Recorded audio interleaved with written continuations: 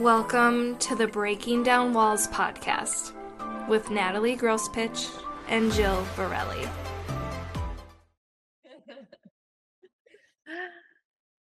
Hi. Jill, the one time that you get to start the episode, you can't even say my name. Hi, Nat. Hey, Jill.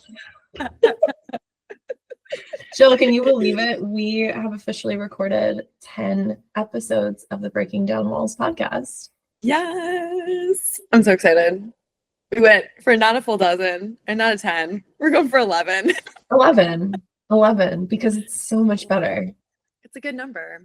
I agree. 2 ones make 2. Wow. Right? 1 plus 1 equals 2. That's me and you. Oh, okay. That's actually really cute. I like Follow that. me here. Yeah, I think with numerology, 11 is supposed to be one of the master numbers, like 11, 22, and 33, right? I don't know, but I know 1 is my life path number, I found out. I don't know what 2 means. If there's any numerologists out there and you want us to interview you, just reach out. We're going to do interviews next season. Hey, I know. Come back for that. It's going to be super good. It's going to be really good. We get a lot of good people that they don't know that they're going to be on it yet, but our partners be a surprise for everyone. Welcome. You're on a podcast right now. It's gonna be great. You guys will get to listen to more voices other than just us. So you're welcome for that. Yeah. Today we decided that we wanted to close up the season with something fun. So we're going to ask each other rapid fire questions. We each have a list of questions. I have a list I'm going to ask Jill, and then she has a list she's going to ask me, but I think she's going to ask me her questions first, right? Yeah, I think so. Yeah, I can do mine first. Okay, perfect. So listen, ready. I'm a little nervous, but I'm ready whenever you are. So I know I'm nervous too. I don't know why. Well, the reason why I'm nervous is because I did rapid fire questions on a different podcast. And when you're not thinking, some really silly things come out and then I cringe later. So let's find out what I'm going to be cringing about. In no selective order, I just kind of randomly pick some questions to ask you. So hopefully they're not too hard. I feel like this rapid fire questions that are probably going to take a really long time because we'll have a lot to say about it, but we'll try to give it like 10 seconds each. Great. 11 seconds each. Amazing.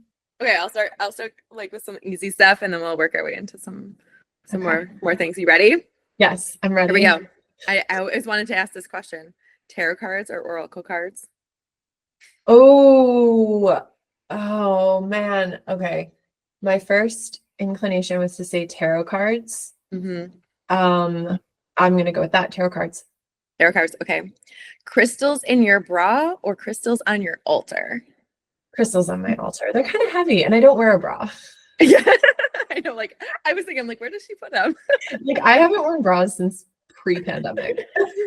I used to do the bra thing, but now I'm like, I haven't done that. Yeah. I don't know. Yeah. They're like sitting around my house. They're such a sham. Yeah. No offense to bra wearers out there, but like, come on. Yeah. I mean, I wear a bra because I don't know. I just do, but I don't put anything in them anymore. Anyway, this isn't about me. Stop, Jill. Okay. Your most unexpected spiritual sign you received. That one might be a little tough, but I was like, ooh, that's kind of a fun question. No. It's a good one. You were there. We already know the story, but it was when we were in Peru and we were looking for an apartment and that really ugly dog came up to us on the street. If you guys missed that episode, go back and just listen to prior episodes. You'll see what I mean. But basically the ugly dog that led us to our future apartment. Aww. Yeah. And one of the best experiences of my life. That was follow the ugly dogs. That's the moral of the story. Yes, always. Okay, so something a little more in my realm. What is a turn on that surprises you? There's something about watching someone do something that they're really good at. And also, like, specifically with my husband, when he is interacting with other people, and he's just like confident and lit up, and he's a really like charismatic guy. And so when I see him like talking to others, or like when he's behind the bar of his family, he bartends like a couple nights a week or a couple nights a month at his family's pub, and I see him behind the bar and he's like interacting with everyone, he's like, putting on a show. I'm like, oh, I love it. I love that. Yeah. Ooh, it's like them doing things with their hands. Like showing their personality to people. Yeah. That's awesome. Okay, healing habits you swear by. Parts work is huge. And any sort of like spiritual maintenance that you want to do. So anything that like gets you super present in your body and allows you to like clear out all the crap from your brain, even if it's just for like 10, 15 seconds. And making that a habit so you keep coming back to yourself and not the ego story that's in your mind. Yeah. You know, the one that comes to mind that you taught me is is it like notice like 5 things in the room, like 4 seconds or whatever, things like that. I think that is I do that with the kids sometimes when they're freaking out. Awesome. And I think it's such a cool. Yeah. I always think about that with you. Okay. Okay, a fantasy you turned into a reality. And if you don't answer this, Jill, are we really gonna put this on public? Man, it can be mild. Okay. Like, you know, making out with someone at the beach and then marrying them. A fantasy I never knew I had, but absolutely achieved. You know what? We'll go with that one. I'm going to. If anyone wants to know the number 1 answer, just reach out to me directly. I'm more than happy to share. I just don't need it. You know what it is. But you might not know what it is. There's actually quite a few that could fit into that first spot. I'm more than happy to share all of my racy stories. I just don't think I can do it on this platform. So I am going to go with the one that you suggested, Jill, which is that I fantasize to make out with a handsome stranger in Colombia and then marry him later. Yes. I love that. That's my fantasy for you too. I'm happy it happened for both. Okay. This might be tricky, but if you could describe your healing journey in 3 words, what would they be? Ooh, man, transformative. Earth-shattering, and like it's it's more than 1 word. I'm trying to can I do a hyphenated word? Yeah. Awe-inspiring. I'll allow it. I would say awe-inspiring. Awe-inspiring. Especially when I look back and I'm like, damn, that was a journey. You gotta look back every once in a while. It's important. Yeah, totally. Okay. This isn't rapid. Okay. This kind of goes in line with this, so we'll go with this one. What would you tell your younger self about healing? Oh, okay. It's one thing I'm actually still kind of working on. So I'm also telling my present self this. Yeah. I think it's the hardest part about healing is you're gonna have to let go of people. I'm really sorry. It's gonna suck. But as you step into this new form of who you are, old relationships are gonna fall away. That's gonna be the hardest part of this whole thing. Yeah, I'm learning that. Yeah, it really sucks. Oh, yeah. It's part of it though, like you said, it's part of it. Yeah. Okay, what is Oh God. turning back. What's your spirit animal in the bedroom? Oh no, in the bedroom? What is my spirit animal? I have no idea. Whoa. I wanted to know what yours was. Oh my God. Wait. I've never considered So my general spirit animal is a horse. Always has been. Mhm. So, but a horse in the bedroom, I don't know. That doesn't feel sexy to me. Something in water. They're majestic though. They are majestic, that's true. I kind of picture it like an otter. Is that weird? Like Okay, I have to ask him about that. are you slippery? If you asked him, is Natalie an otter in the bedroom? He'd be like, what? Are you what? But mostly I'm just picturing like, I don't know, I feel like I'm very, very fluid. And so I'm picturing like because I'm in it, right? And so I'm like just moving through the whole thing in like a very fluid, relaxed kind of way. And so that's why I picture like an otter like swimming through the current and just like floating along and just kind of enjoying the ride. Like that's to be my attitude. What's yours? I don't know. I don't have an answer to you. Those of you who are listening, you have to comment below. What is your spirit animal in the bedroom? See, but then, okay, but humans are also animals. So it's like, okay, maybe you're like channeling someone, you know? True. Maybe like your inner like Megan Fox or something like that.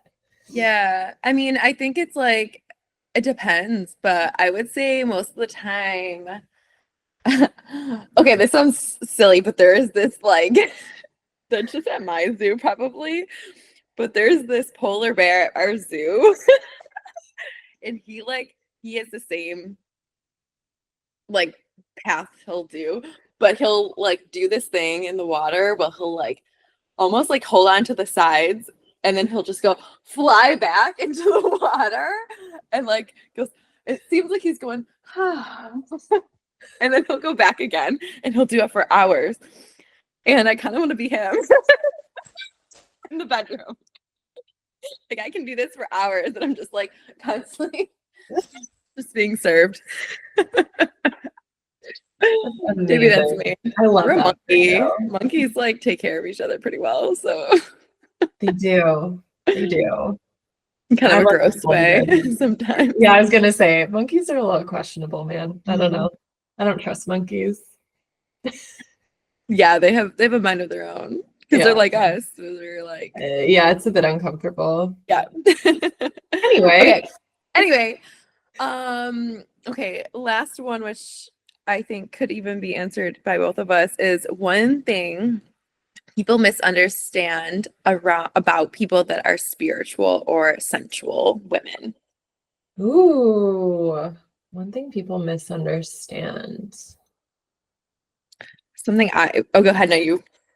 No, you go first. Something I was thinking is that we always have to be like overly conscious or that we're like always turned on and that like, or we're always like in our bodies. And I don't think that's true. There's so many times that I'm like, I get in my head or I'm like stressed or I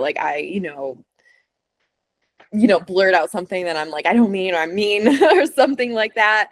And I think that's like, not just because you have a spiritual practice or you feel more sensual doesn't mean like those human normal things don't happen to you or 100% you get like that. Yeah, no, I couldn't have said it better myself.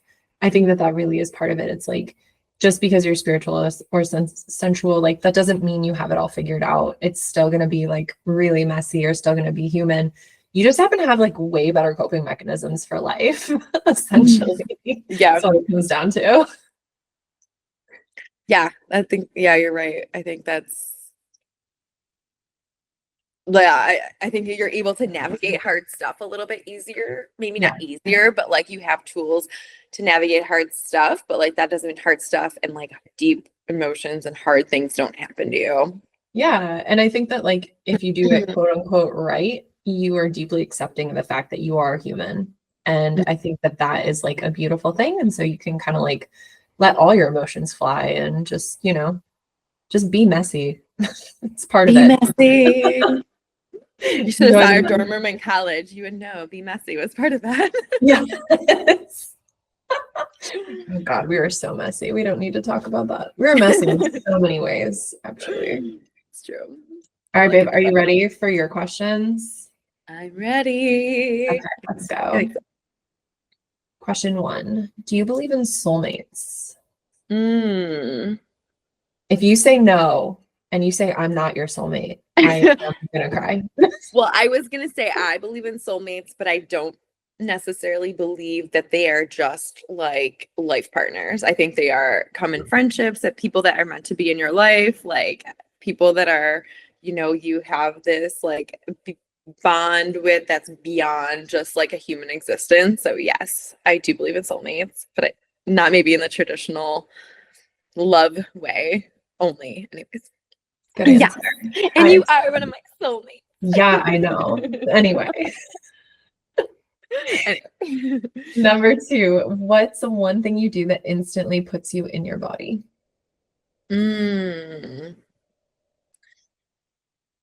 That's a good question. Probably something I should do more. I think like everyone's going to say like breath work, right? Like I feel like breath work, take a couple deep breaths. I think that does help. For me, it's stretching. Like if I take a minute to just like, breathing, but like if I can stretch my back out, I swear like I can breathe easier and like I feel more connected to my body like instantly. So stretching my back, probably. Nice. I like that. Cool. What is your definition of true intimacy? Gosh. Okay, so I don't know if you said this to me or what I heard it. Like, I think we said it on an episode. We were saying like into you, I see. So I think it's like being able to be fully seen by someone, like owning all parts of yourself and letting that be seen with somebody else. So just like the messiness and the trueness of who you are and like being like, this is who I am. This is how I feel. And like, I think also like being able to have those for me, because I think I always struggled to have the conversations before I got into this work. For me, deep intimacy is being able to have the uncomfortable conversations that like I once was not able to have. So I think that for me, that's what intimacy feels like. Cool. Yeah. What part of your healing journey surprised you the most? Oh. My healing journey surprised me the most.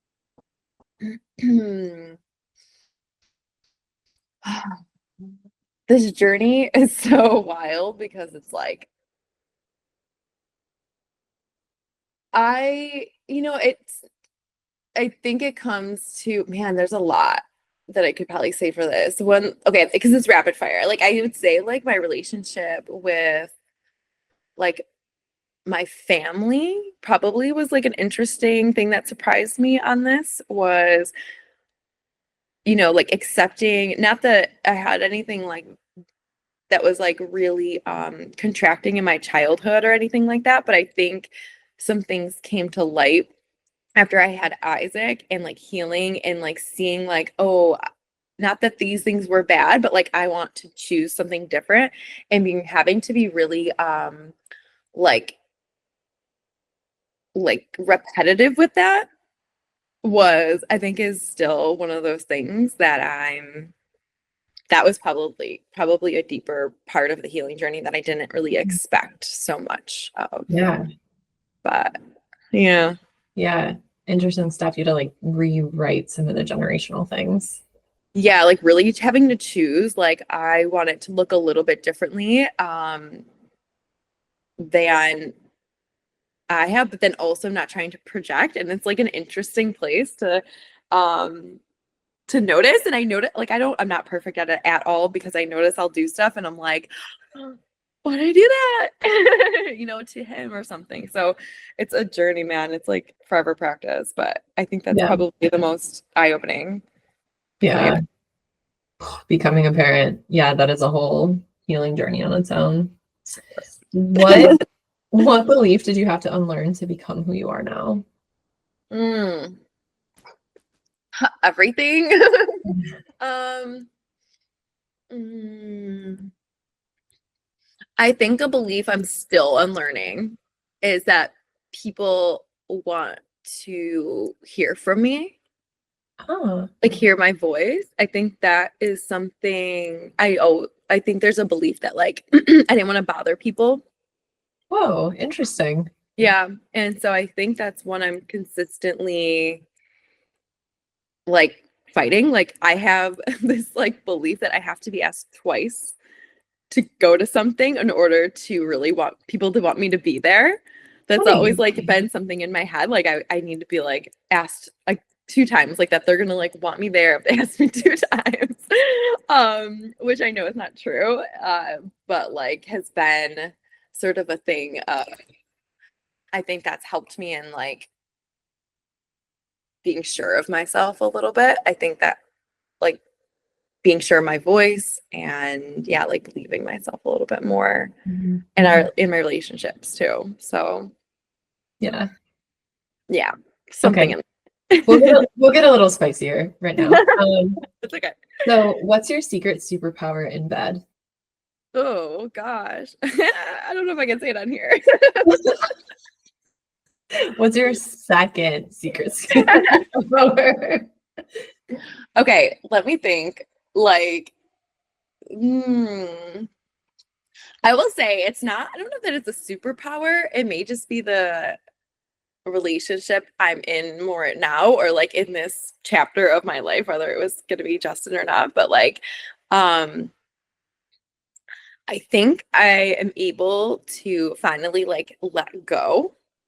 And I think that is a true superpower, especially as for women, because like I think that is one of the reasons a lot of us can't have orgasms or not as much pleasure during sex is because like we can't let go and we are like and it stems then like maybe to like the confidence we have in ourselves and then our bodies and all the things, right? And I feel like I don't think about my body at all when I'm having sex or in the bedroom. Like I fully just kind of like let go to whatever is like the experience. And I think that has been a big superpower in having Mm, more pleasure. yeah. It's not always been that way, but I would say now. Oh, it's excellent. It's so freeing Hmm. to surrender. So good. So, what is your kinkiest spiritual practice? Ooh, okay. I don't do this. This is like, and I want to do this again. But when I was like learning Shibari a little bit, I kind of like don't do it as much anymore. But I was kind of like had a phase where I was into it. That was like, I don't know if anyone's ever done that. I know you played with that maybe a little Yeah, bit. can you explain what shibari is? Okay, so shibari is like a ancient rope tying practice. And it can be really like you can do it with a partner, you can self-tie. There's like a lot of power in it too, like because there's like this sensation of the rope being on your skin.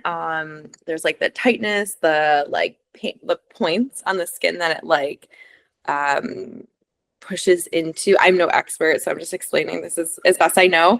Um, but like that pressure can like release parts of the body so you can feel more relaxed sometimes, which you wouldn't expect from something that's like bonding you to your body. Um, and so I was sort of like learning and like self-teaching myself, just like watching different things. And I had like the most sensual night just tying, and I had like the lights going, and it was like, I don't know, I felt so connected to like a spirit energy, which I should get back to doing this. Now that I'm talking about it, I'm like really excited. But I felt really like in my body, but really it was very sensual, and I felt sensual and spiritual because I think that's Shibari has that like ability to be very spiritual, like because you have to be in deep trust with that other person Mhm. or yourself. And like if you've never done it, definitely go with caution and go with safety, have scissors. Just don't go like start tying yourself. But it can feel really it has like so much sensual and spiritual yumminess to it. And now I want to go do that today. No, me too. I'm like, ooh, I would like to get back into that again. You've like ignited a. It's been like 2 years. I haven't done anything really. So it's been a while for me too. Okay. Anyway. Now that we're all turned on. What is your higher self wearing right now? Ooh, oh my God. What is she wearing? Girl. I always picture my higher self in gold, typically. Okay. Like she's always like kind of like in this like gold, like electric flowing from her hands. Ooh. Ness. But if she was like, you know, standing in front of me, oh, man. I'm picturing vibrancy and lots of fabric. Like a green almost, like a limey Kelly green. What's going on? I don't know. This is new. I've never seen that version of her. What does that mean? Girl, I don't know. Green is like heart energy usually. I think lush. I think that's like the feeling I kind of get from like that kind of like being in like not Caribbean, but like tropical. Like it feels like that's where she wants. Maybe I'm just needing a beach vacation. That's why she's all I haven't been out of the grays in a long time here. But I think like she's happiest when she can be near like water and tropical and like that type of environment anyways. So I picture her there. She thrives there for sure. I love that. I thrive there. Okay, last question. Okay. What is the most unexpectedly sexy moment of your week? Of my week? Oh God. Oh, what's today? Today's Thursday. Sexiest moment of my week. Man, it's not been a very sexy week, I'll say that. But I'm trying to think. You know, like I feel like anything that I would say it's not necessarily like the sexiest moment, but it's a good moment. Like last night me and Justin ate nachos on the floor in front of the TV. And we don't normally eat like in our living room so much. Like we usually just eat at the table. And just like doing that. And I made like this like seltzer drink with strawberries and lime, and like it was like super tasty. So something that was like so refreshing, that felt kind of sexy, and just kind of like cuddled up on the floor eating nachos felt pretty sexy. So I would say maybe that was like, some weeks are sexier than others, but it's been a busy one. And I feel like this is sexuality in your 30s though. Yeah. Honestly, I think something that's really sexy that happens like more often and it's very subtle is like the subtle just like hand grabs that we have sometimes. Like I was even or sitting on the couch and he like grabs my foot and then we kind of like fall asleep. Like I can remember that, and I'm like, I don't know why, but I'm like, I felt really comforted by that feeling. So little things like that probably this week, because there wasn't much other things happening. That's okay. You can have those little, it doesn't always have to be sex. It can just be those little moments where you're like, my partner turns me on, or I turn myself on. Yeah. I was trying to think if there was a moment I turned myself on this week, and I can't really. I'll say I was on my bleed this week, so it's not a very sexy week when you're on your bleed. I'm very, like I don't want like to be touched so much. So I think just in last day, I feel more like, ooh, I want to like cuddle compared to like 3 days ago. I'm like, like you can touch my toe. Like, all the information that you need about me now. Now you can track my cycle.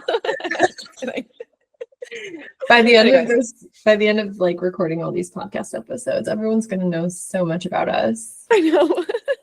You know, it's fine. We're all best friends now. we are all best friends. It does make these questions though. It does make me want to do like I want to create a more like exclusive, explicit podcast. Maybe we could put something together that's like because there are some of these questions where I'm like, man, I want to answer you super honestly, but this is a public podcast, so like anyone can see it or listen to it. But if we did have something where it was just like, girls only, and we all of our best stories. I'm feeling Natalie is showing us her edges right now. Yes. No, that's completely accurate. Yeah, I do. I'm also finding out what my own edges are. Like, what am I willing to share on a podcast versus what am I willing to share at a party after a glass of wine? It's a little different. A little different. How are you feeling about the end of our season? Celebrating you. It's really cool. I'm really, really proud of us because we stuck with it and we encouraged each other, because like there were some times where you get really busy and I'd be like, Jill, come on, or I'd get really busy and be like, Nat, come on.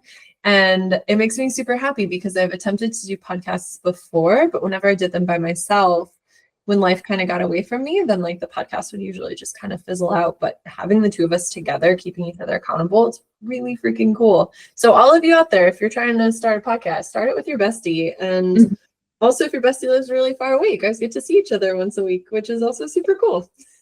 It's definitely been my favorite part, that we get to just vibe every week, because not that we wouldn't talk to each other, but like it's nice that we have this time, and I'm really happy we can allow other people to join our awesome conversations. Because we've been having it for years. Yeah, we hope you guys enjoyed this little like fun episode. If you want us to do another one of these, just let us know. We'll be back with the next season with some more like really cool spiritual and sensual topics. We'll have guests. We have a lot coming for you in season 2, so we hope you guys tune in.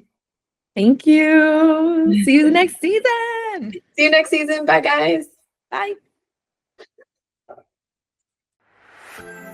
Thank you for listening to the Breaking Down Walls podcast. We'll see you in the next one real soon.